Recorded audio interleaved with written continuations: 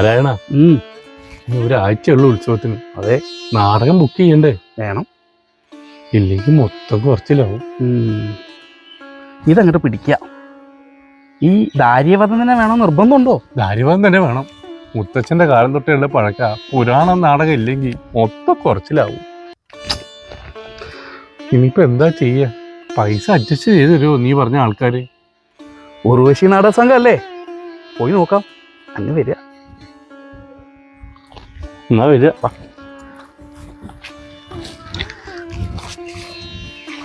അതായത് തെക്കോട്ട് തിരിഞ്ഞ വടക്കോട്ട്. എങ്ങോട്ടായാലും വേണ്ടില്ല, പൈസ കുറച്ചാൽ മതിയായിരുന്നു. ഊർവശിനെ പറയിപ്പിക്കരുത്. 13-ാം തീയതി ക്യാൻസൽ. ഹലോ, 18-ാം തീയതി നമ്മളെ പൈസന്റെ തീരുമാനം ഉണ്ടായിട്ട്, അല്ലെങ്കിൽ അടുത്ത കളിക്ക് നിങ്ങൾ വേറെ ആളെ നോക്കണം. ഈ കിരീടെ തലയിൽ വെച്ച് അഭിനയിക്കാൻ ലേശൊരു ബുദ്ധിമുട്ടത്.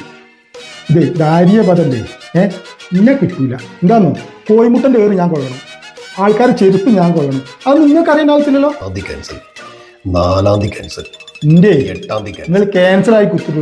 എൻ്റെ ഈ കിരീടല്ലേ ഞാൻ എൻ്റെ വീട് വെച്ച് അമുക്ക് എൻ്റെ പൈസയും തരുന്നില്ല. ഓയോ ആരോ വന്നിട്ടുണ്ട്. ഉണ്ടല്ലേ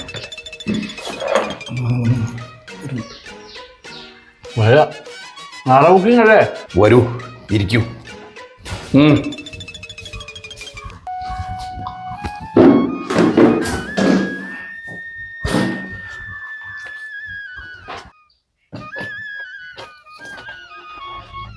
അഡ്വാൻസ് അഡ്വാൻസ് ഡാഡി ഓണം.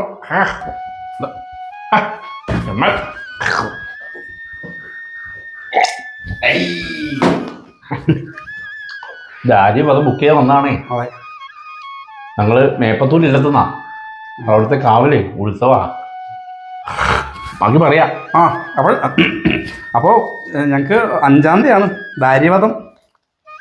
എങ്ങനെ കളി ഉണ്ടാവോ? 5-ാം തീയതി ഇപ്പം അഡ്വാൻസ് അഡ്വാൻസ് വേണം. ഇല്ലത്തിന്റെ കാര്യം കഷ്ട. പിരിവിട്ടിട്ടാണ് കാര്യങ്ങളൊക്കെ നടക്കുന്നത്. റേറ്റ് ഞങ്ങൾ കേട്ടു 25,000. ഇച്ചിരി കൂടുതലാ. എന്തെങ്കിലും ഒന്ന് ദാര്യവധാകുമ്പോൾ നടക്കൂല. അതിൽ കുറച്ച് ആർട്ടിസ്റ്റുകളൊക്കെ ഉള്ളതാണല്ലോ. ഈ നാടകത്തിന്റെ അവസാനത്തിലാണല്ലോ വധം. ഈ ദാര്യനെ വധിക്കുന്നത്. ഈ വധത്തിന് കുറച്ച് ചെലവുകളൊക്കെ. അതുകൊണ്ടാ, ഒന്നും വിചാരിക്കണ്ട.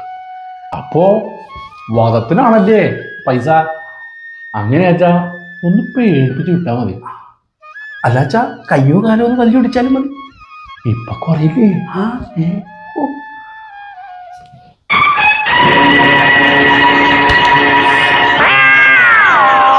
അപ്പൊ എന്റെ വാദം ഉറപ്പായി.